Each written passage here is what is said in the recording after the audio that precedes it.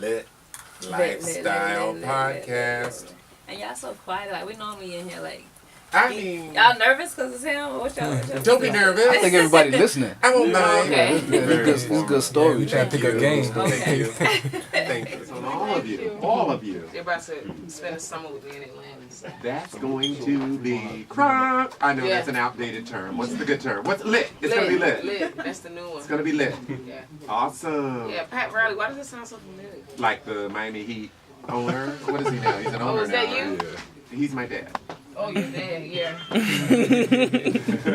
It's your girl, BoujieBoss. Yo, it's OSG Breezer. It's for DJ Dutch. You're on with lit. Yeah, you on with Litlifestyle podcast. Lifestyle. And if you see me in the street, say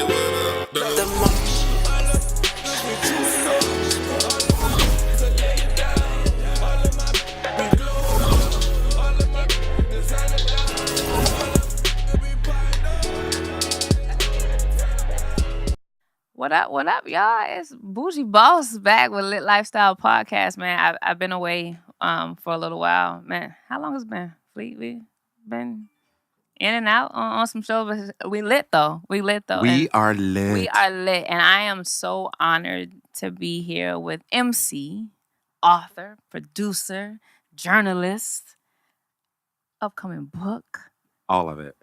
Patrick Riley. Yes, right. What it do? What it do? Oh my! Can I tell you, as a Savannah man, I'm happy to be back in Savannah with you. Yeah. And it's been 25 years of a real crazy business. I know my black don't crack, right? My black don't crack, but amazing. You guys do have an amazing glam squad. Last looks. Just in case. But yeah, but I'm thrilled to be here because this book really is That's What Friends Are For, on the women who inspired me.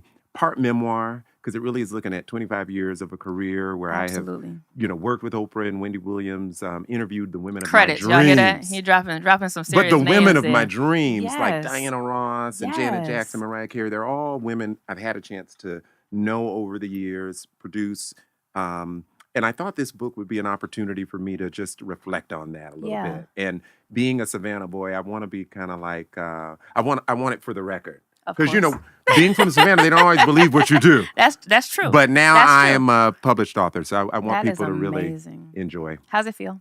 It feels good. I'm exhaling today because this is, I'm just here in Savannah as of this morning. Right. Went Welcome straight. home. Thank you. And I went straight to my dad's house. Oh, man. I obviously wrote the book. I've seen it in many forms, PDF. I've seen earlier galley versions of it. He had the box waiting for me. Wow. So it was a kind of an emotional moment this morning when First time? My first time holding. This is my second time holding it. My second time holding it for you. For you. That's amazing. This was my first time seeing it kind of real. So now that it's real, I'm processing. So we can process together. We can process together. That's amazing. So tell me about why. How do we get here to you even publishing a book? Well, I'll tell you, a publisher offered me an opportunity. Dorpy Books. Shout out Dorpy Books. Shout out Dorpy Books. New publisher out of D.C. They came to me and said, what would it look like? We've been following you for years. I know some of the players involved in Dorpy who, just personally and through the business. And they said, we've been following you for years. You have so many great women in your life. Yeah. And they said, what would it look like with us having followed your blog? I have a blog, Day in the Life of Riley, Pop Culture and Possibilities. So alongside everything I do, that blog has been kind of, since 2005, this outlet. Because people would always say, yeah, we know you work for Oprah. We know you saw Diana. We know. But you do so much more than that. And so the blog had become a digest. Okay. For me to just sort of say what's going on in the life of Riley, Patrick Riley, right? Right. And because they'd been following it, they thought it would make for a great book. Yeah. And they thought at this time it would make for a great book. Now, they didn't know that I would think it was a great time, but when they hit me, I reflected on the last years and what kind of I wanted the next years ahead to be. And it seemed like now was the time for me to make sure the industry knows that I was here. You know, Beyonce said I was yeah. here. Oh yeah. Those oh yeah. couple the of albums footprints and all ago. that. Yeah. And I like the concept of making sure the culture Ooh. in society our word there, y'all. recognizes what's going on. Because I think we're in a trolling time as social media goes. Aren't we? People are ready to dismiss, hate, say something ain't what it is. Mhm. And I want people to know that what is. What it is. And I was there. Yeah. And I'm here to tell you. And I want Yeah. to disrupt that piece of us that doesn't want to be reverent about great women like these. Definitely. Black women, primarily. I'm impressed by many. Yeah. But I wanted to really shine, put a spotlight on Black women. Yeah. You've name dropped some of them. So we've got Oprah, Mhm. right? We've talked about you mentioned Diana Ross. Oh, yes. You've mentioned My one. number one Yeah. diva. Give me some other names that we can probably look Some forward other names. to. in this. Diane Carroll. Okay. You know, she was the first black bitch on Yeah, primetime TV. say it She again. also the first black bitch on primetime TV. That was Yeah. in Dynasty in the 80s, Uh-huh. which is when I kind of got into her. Okay. But she was also, people don't realize, the first African-American woman to be the lead in a sitcom where she Wow. played a nurse Mhm. in a show called Julia. Mhm. That was NBC being cutting Dropping gems edge in today, y'all. 1968. Yeah. So I marry those pieces. I talk about Beyonce, who The queen. the queen, The queen, bee. yeah. So now, everybody knows everything about Beyonce, Mhm. right? Mm-hmm. But did you know that in 2007, my partner Ant took me to Manila, the Philippines, to see Beyonce. Wow. And he set up a meet and greet, all cute little moments. Oh, you've met the queen. Had a great talk with her backstage because Look this at was you. around the time where she was with Jay, but they weren't talking about Oh, it. okay, there. Some It's little like beef. 2007, going on. right? Okay, yeah, Well, no, yeah, they weren't out yet. yeah. Okay, as a okay. couple. Yeah, that's Remember right. that time, 2007, right? Yes, yes. And so she comes to me and she says, "Hey, you got a good guy like that. He brought you here for my show." And I'm like, You got a good guy. because I heard it. So we're there like You were trolling. We were winking at each other a little bit. I was trying to get a scoop, right? I was trying to get some scoop. And so my guy says, "Hey, don't forget to snap for the kids," meaning us. He says, "Don't forget to snap for the kids during the show." She was like, "I won't forget. Where are you guys sitting?" Mm-hmm. So he tells her where, looks at the tickets, and she's like, "All right." Yeah. I didn't know what that meant. I'm like, he's so corny. Right. Why would he say that? Because that's in her song, "Get Me Body," right? Get me Snap for the body. Kids. At the end of the show, she says, "Where are my boys from America?" She comes right to where he said, and she says, "This is for you." She sings "Happy Birthday" to me. Oh my God. And this is 2007 at a time where we weren't looking at concerts through our lens. Mm-hmm. So the moment was such a moment for us. We didn't think that, the cameras did function where you could shoot video. Yeah. But we weren't, like, that wasn't what the culture was doing at the time. We Wow. literally had that moment. Like, that was You got some real our credit. moment. That's a moment. And so That's a moment. I write about moments like that in this book Do you? because I've had that kind of access. That's amazing. And I just want people to know that these people aren't robots. They are human. They are human. They are loving. Mhm. She has been affirming to me and a slew of LGBTQIA elemental Ps. You know what I mean? So I appreciate the divas also for who they've been to me in that regard. They've helped me kind of find myself and my strength and my power. When Diana says, "I'm coming out, baby," Yes, I'm yes, coming out. When she yes. says, "Love taught me who was the boss," Okay. I'm the boss. You know what I mean? I'm the boss too, right? You are the boss. We are Bougie boss. all the boss. Is the point. Is the point. Yeah. Yeah. Amazing. So let's go back to how this even begins with Oprah. That's a major name. It's a to big even- name. That's a big name. Yeah. So senior field producer. Senior field producer for over 13 years. And I still Yeah. am a recurring freelance producer for OWN for the network. Okay. A lot of Oprah Where They Now episodes they assign to Yeah. me to do, which is great because it's like full circle Mhm. moments from when I was Mhm. working for the show from 98 to 2013 or 12 when Yeah. the show wrapped. But the funny thing is, being here in Savannah, I'm reminded of what I did senior year. Mhm. I was the Windsor Forest. Windsor Forest High School. How'd you know? Look at Windsor you. Forest, Marching Nights. Windsor Forest. Nobody here There are a bunch of Windsor? haters in the room. It gotta There's be, one gotta be. Windsor guy Okay, over okay. there. But there's Even some though I went to Bradwell and Jenkins, some it's other okay. stuff up in here. Some SCAD, some stuff. But anyway, my point is I got to be the teleprompter Yeah. for the I read that. for the news at Mhm. WTOC. And so Doug Weathers was the big anchor at the time. I worked right alongside Mhm. him. Teresa Minor, God Yeah. rest her soul, another Yeah. woman who inspired me, Black anchor woman at the time. I did the teleprompter for her. And, we think digital in terms of teleprompters, Mhm. but this was at a time where it was like a conveyor belt. Really? paper. Did you have to do that?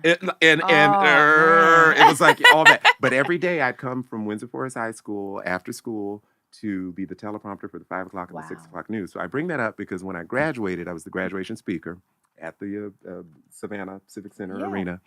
And I included Oprah and Diana and my influences in my speech. It was themed The Spirit of Success. This stuff's hot on my brain because I'm also in town for my 30-year high school reunion from Windsor. But all that to say, TLC came and covered the graduation. Wow. And they came and covered, me, their teleprompter who was graduating Windsor Forest, because they cover graduations anyway, but they pointedly came to cover me. And I made it a point, and I said, they said, what do you see for yourself in 10 years? I said, I see myself alongside Oprah Winfrey and Diana Ross. Speak it. And all my friends were like, and I'm just like, what the hell, 10 years later, before the 10-year high school reunion, I was a senior field producer for the Oprah Winfrey Show.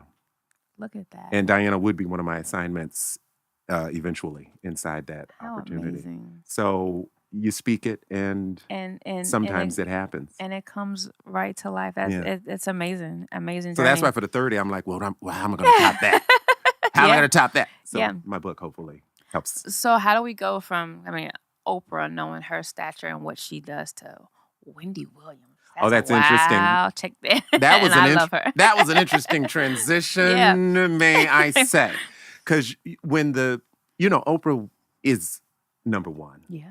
And still, in the lexicon, in the culture, But in 2008, coincidentally, the same partner I mentioned, Ant, was one of the first producer hires for Wendy Williams. Okay. So him working for the show was interesting for our relationship, because the same people who would be Patrick, Oprah tickets were suddenly saying, Aunt, how you doing? Can we get some tickets? I'm like, wait a minute, you guys used to want tickets for Oprah. They're like, no, we want tickets for Wendy now. So the blessing for me is that, the ins and outs of the business, that I could somehow transition and still be relevant post Oprah show. Yeah. And have not just Oprah still on my resume and in my grid, but then I was able to add Wendy. And the work with Wendy was very special because they bring me on to do special projects. So as a freelancer, they might hire me for 2 months at a time or 3 weeks at a time, depending on the project. And it's a sponsored project. So it's not like I do field producing for the show generally, because they don't typically do a lot of tape. Okay. And when they do tape, it's usually Wendy somewhere. So they hired me to go to the British Virgin Islands and produce her, which was a great opportunity because I got to go the week before and scout it out and then go back the week to produce her. Walt Disney World, we did twice to show the Wendy side of Disney. Integrations like Family Dollar, like little supermarket sweeps, that kind of thing. My Black is Beautiful, things like that. Whenever they have a sponsor and they want Wendy in the field, Kmart Blue Light Special, when they brought the Blue Light Special back, they're like, do something fun with Wendy. So we took her out and did something fun. So that kind of thing I get the opportunity to still do with the Wendy Williams show when they need me. And it fits my brand because my brand is so kind of pop culture and positive. I didn't want to necessarily be associated with somebody that somebody was going to jack because she was going to be talking about them in the Hot Topics the next day. So I love that I'm able to contribute to something that's spicy, but on my terms. But on your terms. On my terms. Isn't that amazing? It's a beautiful thing. That's a beautiful thing. And she's been great and gracious, through it all. And a Savannah boy. Boy. If you could just speak to the people in Savannah right now, just knowing what you've accomplished in your brand and Oprah, Bay, the queen, right? It could be done. It can be done. I say to my Savannah folks, think about it. Where's my camera? Which one can I talk to? All of them. I say, think about it. Declare it the way that I just underscored. Say it. Even if it seems over the top, just speak it into the universe and navigate yourself there. And you're going to navigate yourself there not like this. It's going to be like this.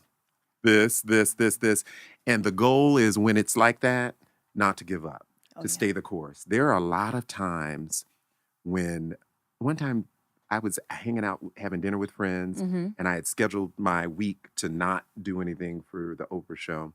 because I had some other commitments. Uh-huh. In fact, this particular commitment was to sing for my alma mater, Morehouse College's Manhattan Alumni Association Martin Luther King breakfast, right? Like it's an example. So I'm like, I'm a man of my commitment. I'm going to take this time off from my work to do this deed for Martin Luther King's legacy. Like this is me talking, right? And so I'm off. The Harpo people said, hey, we have an interview that we want you to do, but we know according to the schedule that you're off. But it's with Bill Clinton in the White House in the Roosevelt Room, and it's on Monday, the day that you're singing for your alma mater. Oh, how do you choose? What are you gonna do, right? So I called my Morehouse brothers. They're like, if you don't take that assignment, they said that's what the freaking Martin Luther King dream is about. That you're being invited to interview the president in the Roosevelt Room at the White House on Martin Luther King's birthday. We'll get somebody to sing this, you know, and the opportunity with him was amazing. Look, I don't want to offend anybody, but look, I ain't mad at Monica Lewinsky. I'm just saying, I'm not mad at her. That's all I'm going to say.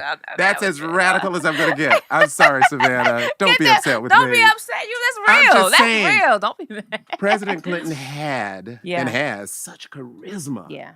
And what I loved is that my crew, so my crew was with me and they're saying to me, we're going to get a picture. I said, we, you know, I can be I can be a bee. I said, we are going to get the story. Yeah. You were going to push that red button. That was my next question. Did you get the story? You're going to make sure you get him. He's going to answer these questions. And if after all of that, we're going to take a picture, then we'll take a picture. But right now, let's focus on 1 through 5 and don't ask me about 6 again. So guess what? At the end of the interview, President says, got everything you needed, Patrick? I said, sure did. He says, how about a picture? The cruise. Everybody getting ready. He goes, Patrick first, and then we'll take over with everybody. Look at that. I'm just saying, right? So, like blessings like that, That's you an know, amazing blessing, choices like that, you know, empowered choices. You know, neither of the choices would have been bad had I agreed to just still do the Morehouse thing, whatever. But empowered choices.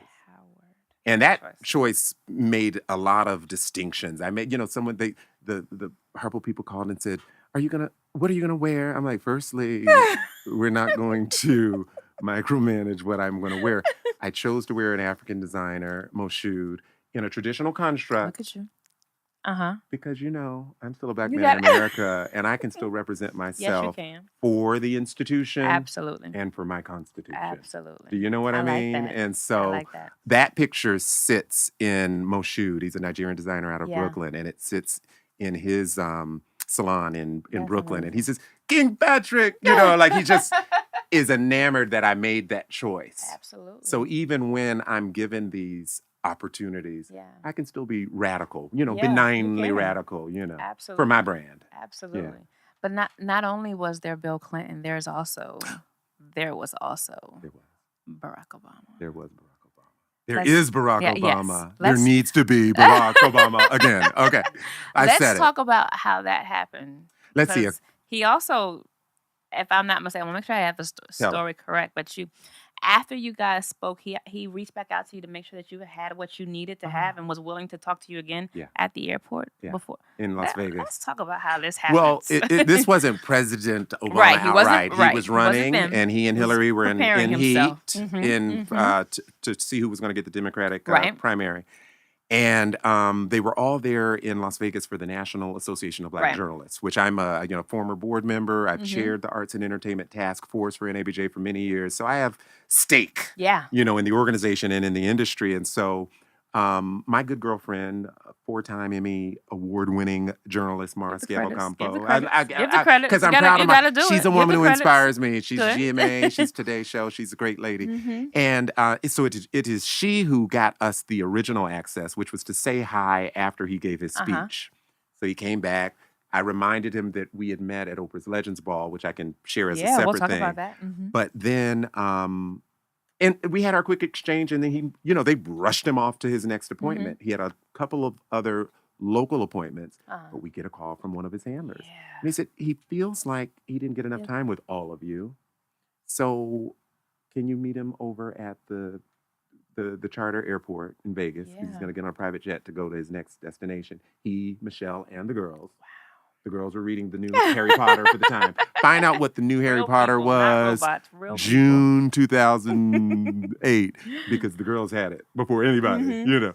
And Michelle Obama remembered me from Legend, so she says hi as she and the girls were getting onto the plane, and he came over and said, "I just wanted a little more time. We didn't get to get a picture." Wow. Got that picture, which is my Yeah. profile picture on any day on Facebook that there's not somebody else's birthday or something. I'm just put my Obama picture up because I'm proud of the moment, and Of I'm proud course. of the moment that ushered in a really great time for me as an entertainment journalist, as a pop culture analyst. Yeah. Because I've always been the entertainment pop culture guy. Having that black president would have so many people call on me to weigh in on what was going on in society, in the culture, Yeah. and his embrace of the arts. Absolutely. And the LGBTQIA. He's the first president to even say it. My Mhm. dad's 84 years old, and I remember we're sitting at Christmas breakfast here in Savannah, and we're talking about what Obama, there was that moment in time where we were like, Yeah. what did Obama do for black people? Did he do something, did he Oh, do boy, this for yeah. this and that, all of Mhm. that talk. So we were having that talk as breakfast talk, like, this is what he did for me. Right. So then, finally the baby boy in the family, I'm like, can I speak? Can I tell you what he did for me? I said, he's the first president to say the word gay. Mhm. And my Yeah. dad filled in my blanks. He says, and it not mean anything negative. I said, Lord Jesus. Absolutely. Savannah, Georgia, Absolutely. 82-year-old man gets me. Absolutely. And so Obama did that Absolutely. for me personally, Mhm. because it apparently moved my father and me both. Wow. And he's a dude's dude. Yeah. You know what I mean? So Yeah. that was nice. Yeah. Nice. Well, so it's amazing then just to hear that, because you obviously had to leave some kind of impression on him for him to say, I feel like I didn't get enough with you. Well, I think he remembered the original meeting. I mentioned Yeah. I did interview him at Oprah's Legends Ball, and Mhm. a lot of this is not in the primetime special. Mm-hmm. Another great opportunity I got on Oprah's clock is stellar primetime network credits. Wow. So Legends Ball was an ABC Mhm. special, and then I was also a senior field producer on the special that chronicled the building of the South Africa school, the Oprah Winfrey Leadership Academy for Girls, the next year, the following year. And so, with Oprah, it was just like, just wake up and the next day is going to be a great day. So at Legends, my goal, do you remember the Legends Ball? I do remember It is the when Legends Ball. she honored just every amazing woman in the culture. Yep. From Maya Angelou to Coretta Scott King to Diana Ross to Your Tina Turner, favorite. Gladys Knight, Patti LaBelle. Mhm. They were all in the house. And then she had a tier of youngins Yeah. who are also legendary, like Mhm. Felicia Rashad, Debbie Allen, Naomi Campbell, Tyra Banks. And they were all there for a 3-day weekend. First day on her property. The second day was at the Bacara Resort and Spa in Santa Barbara. Third day back on her property, which was a gospel brunch. I interviewed them all that weekend. I was the sole interviewer of all the legends and youngins. And the goal was, of course, to get a little sound from them on the first day. But don't bother them on the second or third day. If you don't get them the first day, get them the second day, but don't bother them on the third. Well, for the record, let me just say You this. are who you are. I spoke to Diana all 3 days. I don't care what the rule was. Miss Ross and I spoke all 3 days. But that's not the point. The point is that with Obama and Michelle, we're at the white tie ball, and they approached me, and he approached me with something that's kind of the theme of my book. He says, Patrick, I've never been afraid to extol the beauty and the talent of Black women. I got goosebumps. Because even I just... I got goosebumps. So I lead off my chapter about that with him saying that to me, because I'm like, me too. It was one of those me too moments, Like, I feel the same way. And he just put it in the right words, as he would go on to do once he became president. He just continued to say the right thing. So when, to our Savannah folks, we talk about speaking it into existence, Gotcha. He's a great exemplar of hope, change, audacity of hope. Audacity of hope. Be bold about it. So Don't be scared. I love Obama. And I've interviewed 45 too. I don't want to talk about it. But But Obama is the truth. Yeah. Of all the interviews you've done, right? And I'm gonna ask this before we go to break, right? Your favorite? Which one?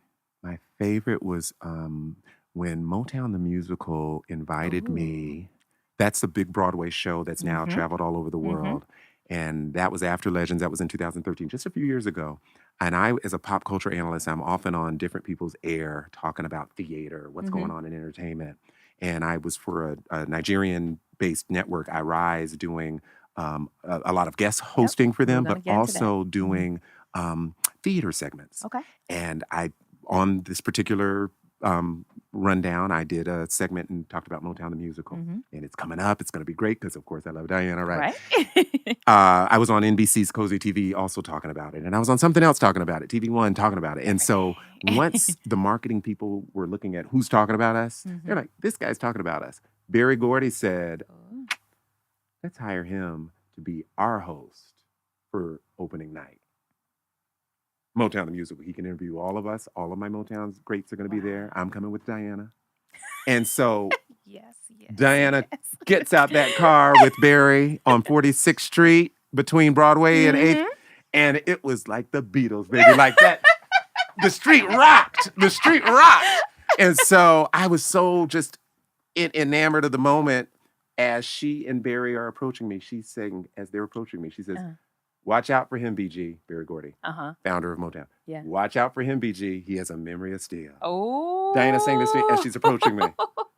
I'm like, she knows me? Right. Not only does she know me, but she knows me. Yeah. So that was my favorite because it just, we talked. It was a red carpet interview because those can go fast, but she took her time. And then she said, can I talk to you after to let you know what I think about it? Because she had never seen it. This was opening night. Yeah. So I was like, you want to talk? And guess what?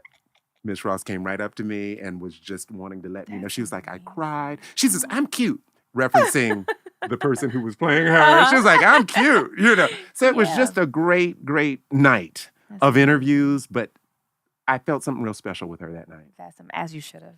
As you should. That's amazing. Well, we're going to go to break real quick. It's lit. It's lit. Yes, it is.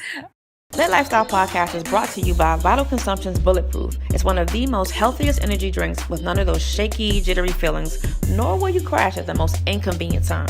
The company donates 5 cents of every can to the Fisher House Foundation in support of the military troops. Stop by your local store and pick you up a can. It's lit. Hey, it's lit. And we're back. I'm still sitting here, man, with Pat Riley, man. Just amazing to listen to some of your story, man. I'm thrilled to be here with you, and thank you for your interest and your. I feel your active listening. Thank you. I appreciate you. Thank you. I want to get into the book a little bit more than what we have. How do some of these women get selected for Mr. Riley's book? How? Of all the women you can put in the book, how do they get selected? Well, I'll tell you this, because I had a treasure trove of pictures, just my snapshots that I take wherever I am when I'm around one of these women or just on an average day. I'm sure we'll get a shot or two in before it's all said and done. All divas and divos are in my repository. And they're all in my repository. You can use it. You can have it. You can have it. And I had that as the thing that I could curate and research. I could just look through each one of those one by one. And this is a charge that the publisher gave me. Like, look through each one, remember the stories and what holds up. So when I was looking at Jody Watley, what held up for me was not just who she was to me when she was in Shalimar and I was a child loving disco music. Because wherever I was, I'm an Air Force brat. So I'm born in Japan. The families lived in Germany. California, we were stationed. And we were always traveling. And so music was like my savior, in the 70s. Oh, yeah. Because for all those moves, I could just turn on the radio or put one of those 8 tracks in. Yes. Tell them the age I lived in an analog world before it went digital and cute. Some was like, what is he It's an 8-track. You got to Google it.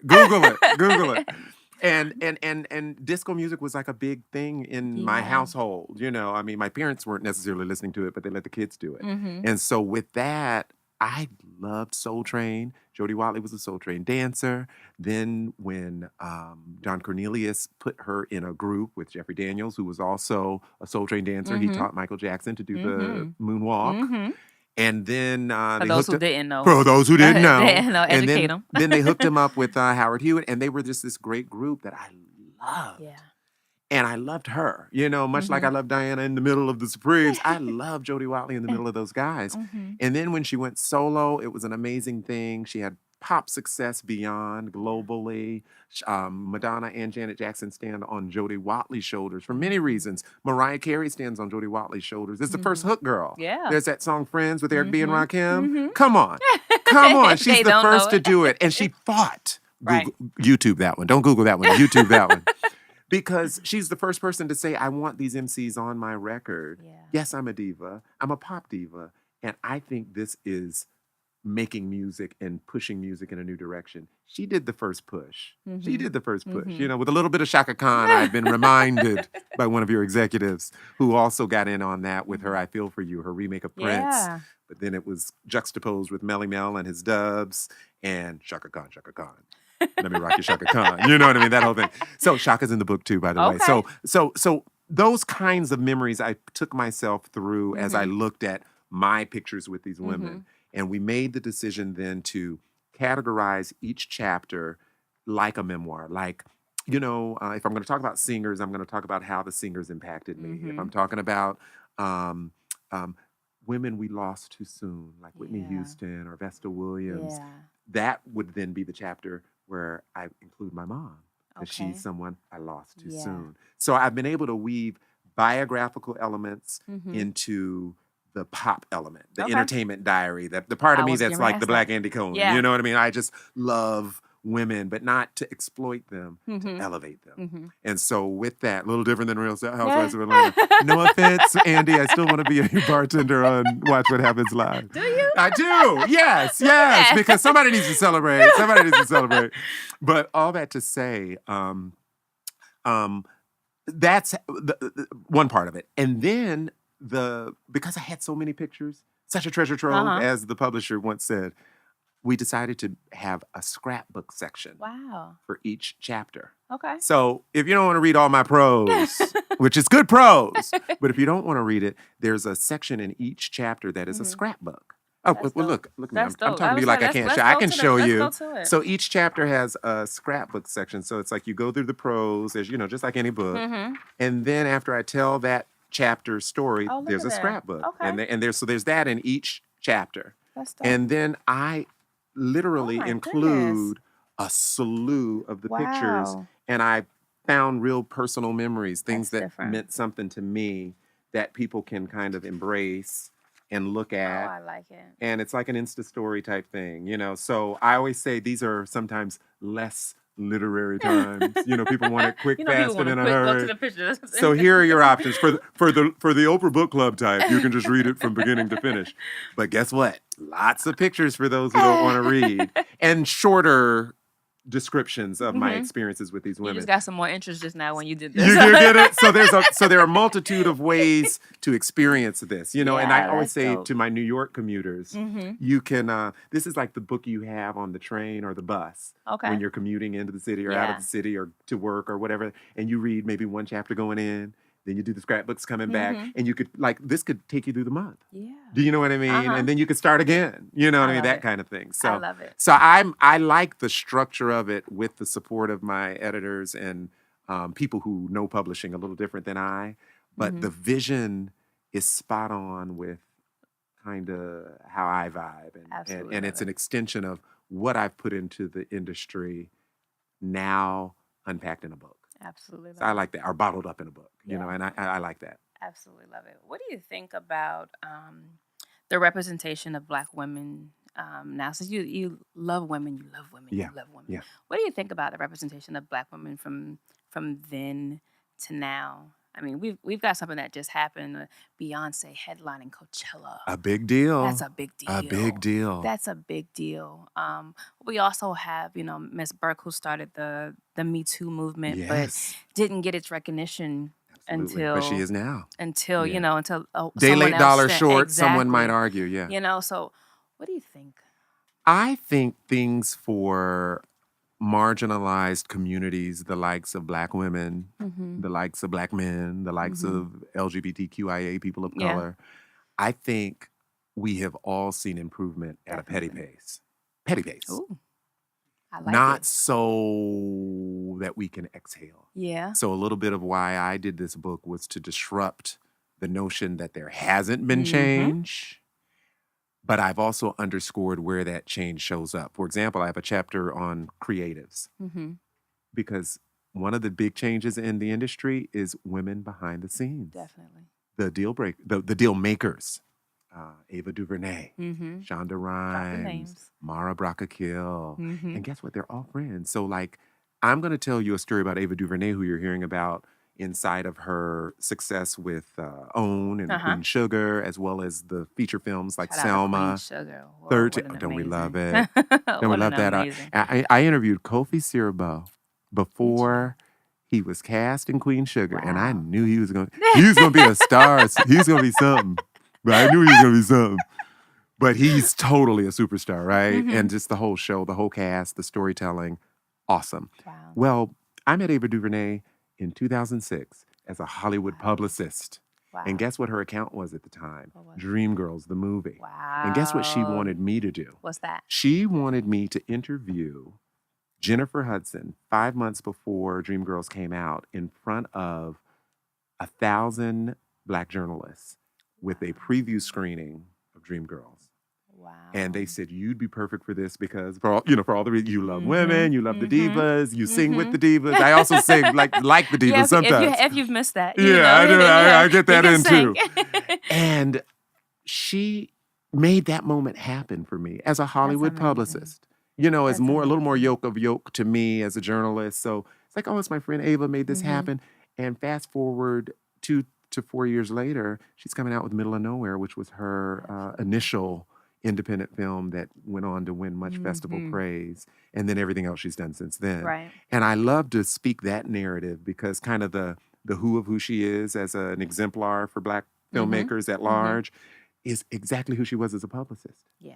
And who I was that she would think I'd be the one to do that interview with Jennifer Hudson, which she loved, by the way. I bet. Jennifer Hudson had the best time, and I write in the book the special memory because it was her first time doing kind of like a big press event. She Really? had done Okay. Cannes, but With not you. like but kind of like an intimate, like her people. Right. Because right. Cannes, it's bigger than life. Mhm. Here, you're talking as a person who people kind of know from Idol, but they hear that you're going to do something special with this movie. Who can help us bring that home? Right. That's what they brought me on to do. Another thing. They said, she can't sing and I'm telling you I'm not going. I was like, what do you mean? They're like, they're trying to embargo that until the screening. I was like, well, all right. Then I'll do it. You know what I mean? It was one of those moments, And so I sang it, and then she gave us the last note. Wow. So, Oh, look at like you. You I pulled did it her out. all the way up You to the pulled it thing. out. You're going to love. And And then she dropped she gave me the me. Oh, She gave me the me. But she brought her mom. The mom who would be murdered some years later. And no, the mom, the nephew, and the sister were there. And so the sister obviously is still with us, but the nephew and the mom are gone. Wow. You And got some so memories, I man. have like pictures and actually that interview made Jet. So Jet Magazine, they say once you made Jet, you Once made you it. ma- you made- So that you was one of made those it. moments. That was one of those moments for me. I made Jet with her, interviewing her for that. That was in Jet with caption and the whole nine. Wow. And then I was in Jet after interviewing Diddy for the Did New York City you? Marathon when he decided Yeah, I kind of like a month remember. before to do it, trying to beat Oprah's record, that whole thing. And so I got a chance to be in Jet with that as well. Wow. Mm-hmm. Wow. Jet, y'all know Jet magazine, right? Y'all I know that know. magazine y'all used to flip They all the don't way sell to it the middle, on the to the middle shelves. page to see the swimsuit. All of that.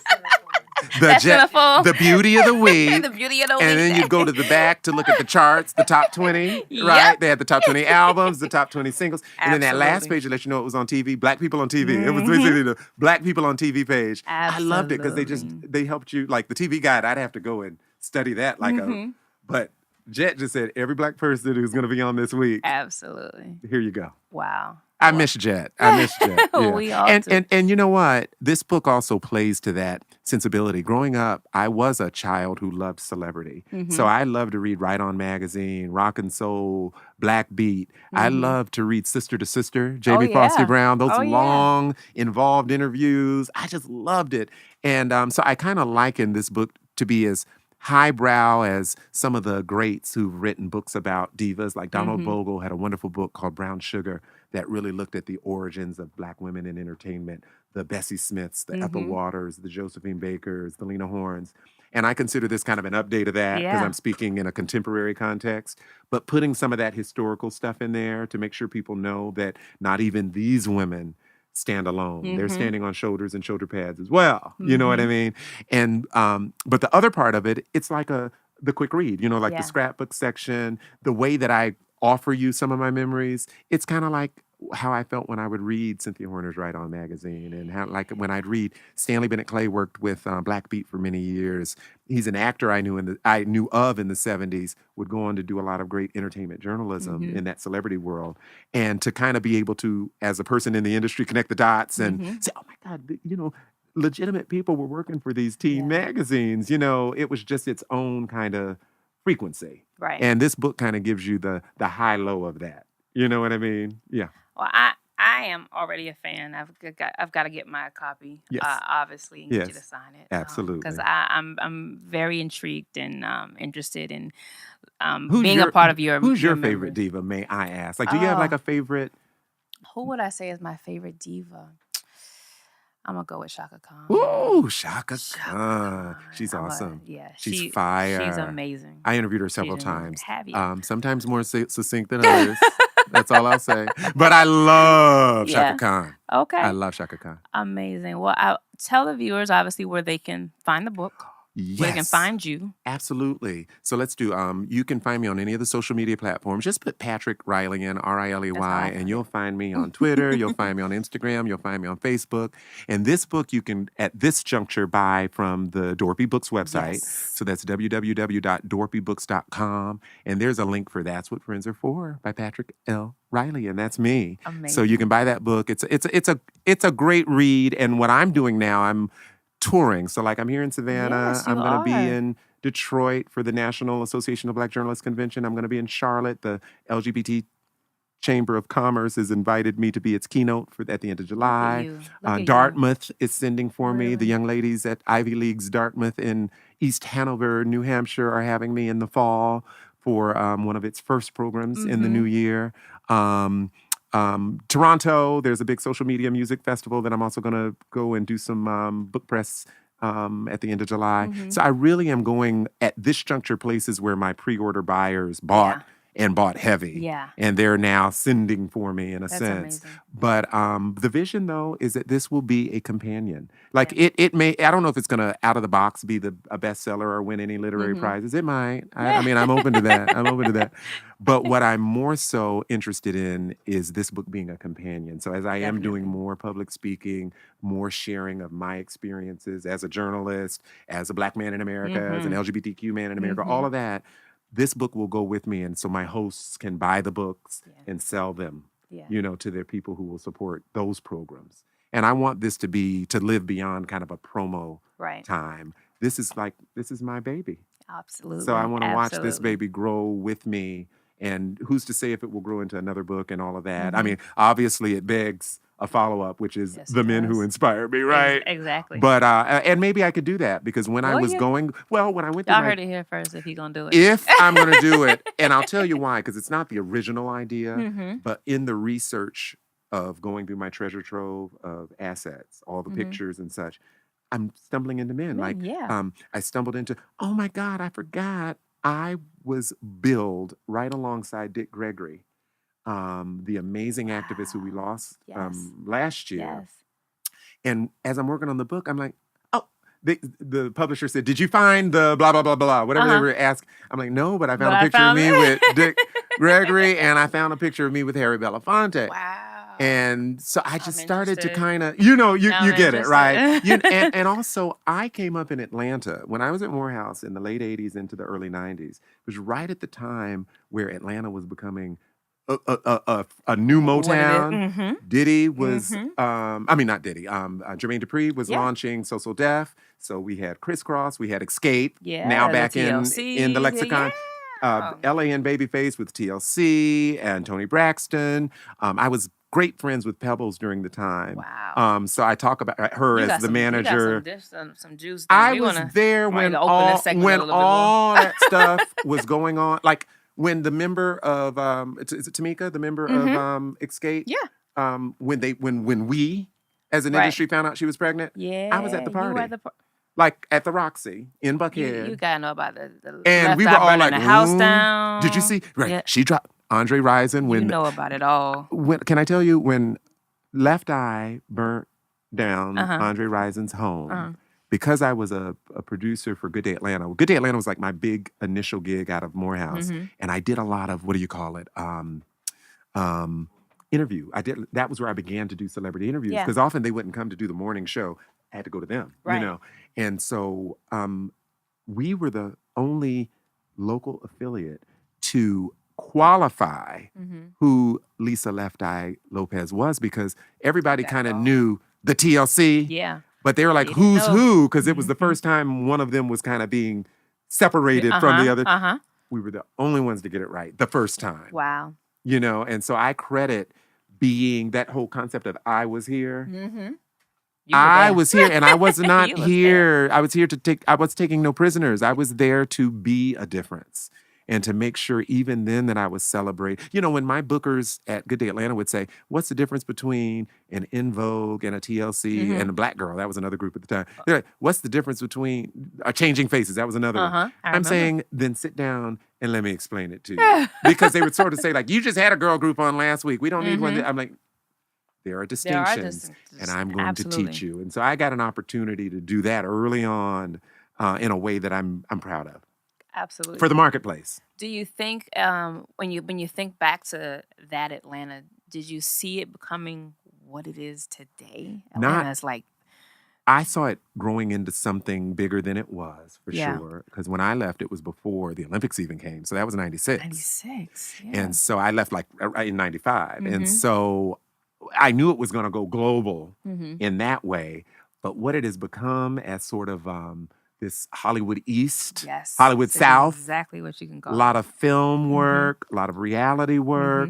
I even took a break from my Oprah work in 2009 to produce two things, one of which I'm less proud of than the other. The one I'm proud of, I'm a producer for Monica Still Standing, the reality show for BET that did very well for her and also set her release up very well. She had 2 number one songs, Everything to Me, and all those songs, Love All Over Me. I mean, she did very well for that project. I was in the studio with her, producing her and giving her my weigh in on which song should be the first release, et cetera, all of that. But then the other show that I worked on, because it was work, in production, it's not always Oprah. So it wasn't just Oprah and Wendy. Read the book. There's some blanks in there. There were some low lows, and one of those low lows was being a producer for Frankie and Neffy. Oh. That's Keisha Cole's Crackhead Mama and yes, you got to tell me. Baby Making Sister. And I have to say, I shot that for 6 weeks in Atlanta, the same time Real Housewives of Atlanta season 2 was filming. Okay. And so I was working on my project, which, can I tell you, not one person judged, which also goes to show that I've been able to change with the times. Like, I thought accepting those opportunities would have my journalist friends say, but you know what? Just as they are journalists, they were also consumers. They knew what was going on in the marketplace. They knew if they had gotten an opportunity to produce those shows, they might have taken it. So when I needed somebody to kind of give me a little feedback because I just wasn't quite certain I could do it, they said, you better do it. And they supported us all the way. That's those shows still hold up as the number 2 and number 3 reality shows for BET still. Number 1 being Tiny and Toya. I didn't work on that. Wow. Credits. Credits, boo. Absolutely. I love it. He works. I absolutely love it. Well, obviously, you guys know where to find the book. Yeah. Again, I'm a fan already. Got to get my book. Got to get it signed. Thank you. And I'm a it's fan lit. of you. Thank you for you. just lighting me up. I Thank know we're you. litting and live and Thank doing you. things at the 912 studios, letting the children Shout know. out to 912 Studio. But I just thank you for your energy and your interest, Thank and you. you're giving me the gauge as I go on my merry touring way that people are ready to hear this story. Definitely. Something's a little off here. My next question's a little off, and I just got to throw it in there. I was listening to an interview that you did, and I learned a new word, and I think it's necessary that I plug it to everybody else. So, outside of there being a historically black college, right? There is a P.W.I. Anybody in the room know what a P.W.I. is? It's you saw that. It's this. Tell me what I'm talking about. During my P.W.I. day, I'm a graduate of Morehouse College, Yes. which we all know is one of the. I'm sorry, if it is the most esteemed historically black college and university in the galaxy of HBCUs. It is the alma mater of Martin Luther King Jr., Spike Lee, Samuel L. Jackson, Bill Nunn, Maynard Jackson, Edwin Moses, Olympic great. On and on I could go. Patrick Riley. And so when we were growing up, it was either you went to an HBCU or a white college. Like that was just all we said. And we just said it just like that. You're going to a white school or an integrated school, however we said it. So apparently my nephew, who's also a Morehouse man like his uncle, Herman Lee Riley III, shout out. He, as he was matriculating at Morehouse, would come to me and, we were saying students at HBCUs versus PWIs. And like, we might have had 3 conversations where he said PWI. Finally, I was like, what the hell is a PWI? And that was when he told me, predominantly white institution. Now y'all know. Now we know. Some of y'all didn't know. I didn't know. And I had to plug it. When I'm happy I was like, wow, I that didn't you know received it that I way. did. Yeah. I did. Shout out to that. Shout out. And shout out to the PWIs, because the bigger point is choose what works for you. People were shocked that I chose HBCU. They used to call me an Oreo. They're like, why did you want to go to black college? I'm like, well, isn't it obvious? I want to fill in the blanks a little bit. But because I was accepted to several Ivy schools, but I chose Morehouse. You didn't have to go. Absolutely. And I chose it powerfully. My parents were not so much for it, but the time I spent at Morehouse got me, it traveled me all over the world as a member of the Morehouse College Glee Club. It got me on network TV as a spokesperson for the Glee Club when we honored the Atlanta Symphony Orchestra composer and conductor Robert Shaw. Yeah. And it was one of those moments where I was booked by the executive producer of the Kennedy Center Honors. My family, we watched that every 2 to 3 days after Christmas. It was like a big deal. When Diana got hers in 2008, we had a family gathering. Look at you. To see Diana get her if Kennedy y'all Center haven't heard honors. Diana every sentence Did I get Diana in there? Y'all don't know. Well, she's a woman. She's a woman who inspires me. She's a woman who inspires me. But my point is, Morehouse gave me that. Yeah. Morehouse we have this thing called the Candle in the Dark Awards. We do it every February for our Founders Day. As a senior, they said, we want you to be the senior who presents Louis Gossett Jr., Emmy Award winning, Oscar winning, with his Candle in the Dark Award. I was just a senior in high school. That ended up making Black BET Screen Scene, those shows that were on BET at the time. Like, it was a big to-do. Morehouse did that for me. Not an Ivy League, not a PWI of any other sort. It was Morehouse that did to me. So I will always, much like Obama extols the praises of black women, I do too, but I also extol the praises, support, ongoing vision of historically black colleges. That's awesome. Morehouse has been a dream for me. That's awesome. It's lit? It's lit. It's lit. It's we out lit. of here. I appreciate you, baby. I appreciate you. Thank you. Absolutely. No, thank you. Thank you. Y'all go get it. Y'all go get it. Yeah, get it. Please. Run get it. Run get it. All right, y'all. It's lit. We out of here. Yeah, you on with Litlifestyle podcast. Litlifestyle. And if you see me in the street, say what up, dog. The